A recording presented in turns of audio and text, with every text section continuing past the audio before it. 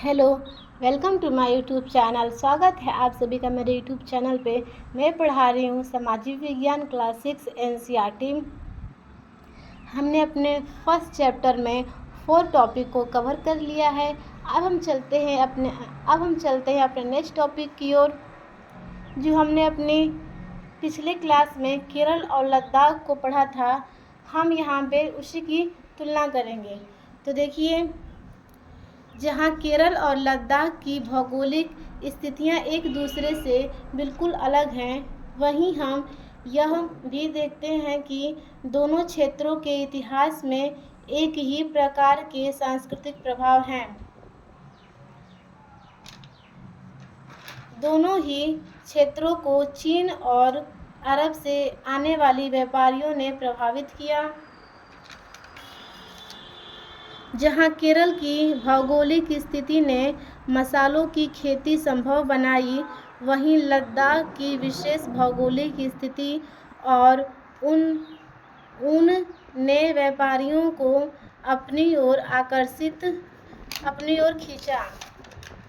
जैसे कि हम लोग को पता है कि जो केरल के मसाले हैं वो बहुत ही अच्छे हैं, और वो न केवल केरल में ही प्रसिद्ध हैं बल्कि देश विदेश में भी बहुत ही प्रसिद्ध हैं। केरल के जो मसाले हैं वो अन्य क्षेत्र के व्यापारियों को अपनी ओर आकर्षित करते हैं। ठीक उसी प्रकार जो लद्दाख के ऊन हैं, जो एक खास किस्म की बकरी से प्राप्त होते हैं, वो ऊन अन्य क्षेत्र के व्यापारियों को अपनी ओर आकर्षित करते हैं।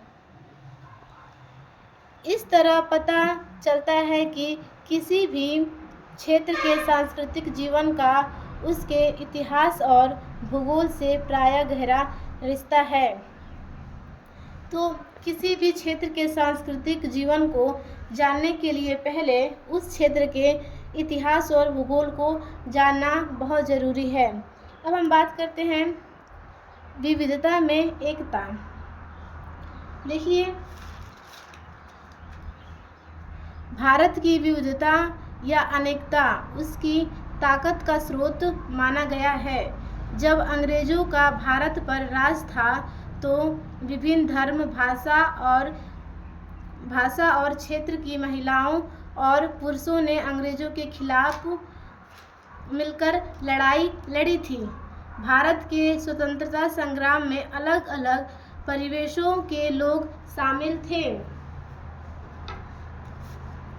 तो देखिए, अब हम भारत की बात करते हैं। जब भारत में अलग अलग धर्म के लोग आए और आकर बसने लगे तो उनके कारण कुछ चीज़ें अच्छी भी हुई। जैसे जब हम अपना स्वतंत्रता संग्राम लड़ा था, 1947 में भारत आज़ाद हुआ था, तो उस समय किसी एक जाति, किसी एक धर्म, किसी एक प्रजाति और किसी एक भाषा या किसी एक लिंग के लोगों ने वह संघर्ष नहीं किया, बल्कि ये संघर्ष पूरे देश ने लड़ा और हमें सफलता भी प्राप्त कर ली, और अंग्रेज़ों को भारत छोड़कर जाना पड़ा और हमें आज़ादी भी प्राप्त हुई। जब भारत ने अंग्रेज़ों को भारत से भगा दिया तो अंग्रेज़ों ने सोचा कि अब हम भारत में फूट डालेंगे, लेकिन जो भारतीय थे उन्होंने अंग्रेज़ों को गलत साबित कर दिया। अंग्रेज़ों को लगता था कि भारत में बहुत सारी विभिन्नताएं हैं, जिसके कारण भारत में एकता नहीं हो सकती, भारत के लोग एकजुट नहीं हो सकते। लेकिन भारत के लोगों ने ये दिखा दिया कि जब लड़ाई लड़ी जाएगी तो सब लोग एकजुट होकर विरोध करेंगे। देखिए, उन्होंने एकजुट होकर आंदोलन किया, वे जेल गए और अंग्रेज़ों का अलग अलग तरीक़ों से विरोध किया। अंग्रेज़ों ने सोचा था कि वे भारत के लोगों में फूट डाल सकते हैं, क्योंकि उनमें काफ़ी विभिन्नताएं हैं और इस तरह उनका राज चलता रहेगा। मगर लोगों ने दिखला दिया कि वे एक दूसरे से चाहे कितने ही भिन्न हों, अंग्रेज़ों के खिलाफ लड़ी जाने वाली लड़ाई में वे सब एक हैं। देखिए, भारतीयों ने दिखा दिया कि वो जो अंग्रेज़ों के खिलाफ लड़ाई लड़ी जाएगी, वो सब भारत के लोग एकजुट होकर उस लड़ाई में भाग लेंगे।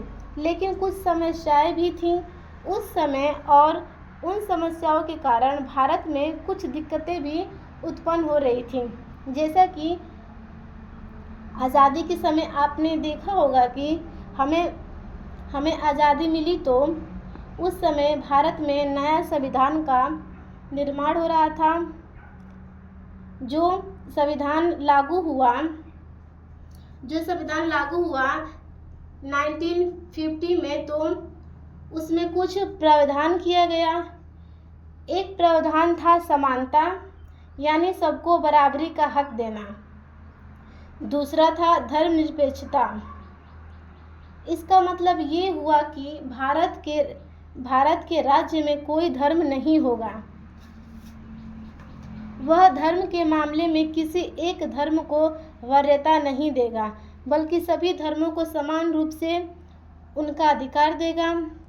ऐसे में आप देख सकते हैं कि आपको समानता का अधिकार मिला। तो आप जब अलग अलग अनुच्छेद में देखेंगे, जैसे 14, 15, 16 में, तो आपको पता चलेगा, मालूम चलेगा। आज़ादी से पहले भेदभाव हुआ। जो जातिगत व्यवस्था में निचले स्तर पे थे, हम लोग ने अपने फर्स्ट टॉपिक में पढ़ा था, जो क्षुद्र लोग थे, जो निचले स्तर के लोग थे, उनको समान रूप में आने के लिए आरक्षण का प्रावधान किया गया। वो यहीं से किया गया। इसका कारण यह है कि भारत में जो विविधता थी, उस विविधता के जो नकारात्मक प्रभाव थे, उन नकारात्मक प्रभावों को दूर करने के लिए आरक्षण को लाया गया। साथ ही जब आप धर्मनिरपेक्षता को देखते हैं, तो आजकल ये बहुत सुनने को मिलता है कि भारत में धर्मनिरपेक्षता को क्यों लाया गया। भारत को एक धर्म हो जाना चाहिए, लेकिन आपको ये जानना चाहिए कि भारत में एक ही धर्म के लोग नहीं निवास करते। भारत में अलग अलग धर्म के लोग निवास करते हैं, और उन सभी लोगों को अपने अपने रीति रिवाज, अपने विश्वास और अपने परंपराओं को मानने का अधिकार है, स्वतंत्रता है। और वह क्यों आई? क्योंकि धर्मनिरपेक्षता को भारत में जोड़ा गया। आप जब पढ़ेंगे तो देखेंगे कि हमारे संविधान में 25 से 28 तक, जब आप पढ़ेंगे 25 से 28 तक, तो आप देखेंगे धार्मिक स्वतंत्रता का अधिकार है। ये सारी चीज़ें क्यों हुई? ये सब सारी चीज़ें इसलिए हुई क्योंकि भारत में विविधता थी। भारत की विविधता को मजबूत बनाने के लिए ये सब प्रावधान लागू किया गया। भारतीय संविधान में समानता, धर्मनिरपेक्षता, आरक्षण, ये सभी प्रावधान इसीलिए देखने को मिलते हैं क्योंकि भारत में अलग अलग धर्म के अलग अलग प्रजाति के लोग रहते हैं, जिनके कारण कुछ समस्याएं भी उत्पन्न हुई हैं, और उन समस्याओं को दूर करने के लिए ये अधिकार दिया गया है, ताकि सभी लोग समान रूप से मानव होने के नाते अच्छा जीवन यापन कर सकें। इस बारे में जवाहरलाल नेहरू ने बहुत अच्छी बात कही है। देखिए, जवाहरलाल नेहरू ने उनकी किताब का नाम है भारत की खोज। उनकी किताब है भारत की खोज, उन्होंने उसमें लिखा है कि भारतीय एकता कोई बाहर से थोपी हुई चीज़ नहीं है, बल्कि यह बहुत ही गहरी है, जिसके अंदर अलग अलग तरह के विश्वास और प्रथाओं को स्वीकार करने की भावना है। यह नेहरू ही थे जिन्होंने भारत का वर्णन करते हुए अनेकता में एकता का विचार हमें दिया। अब हमारा फर्स्ट चैप्टर यहीं पे समाप्त होता है।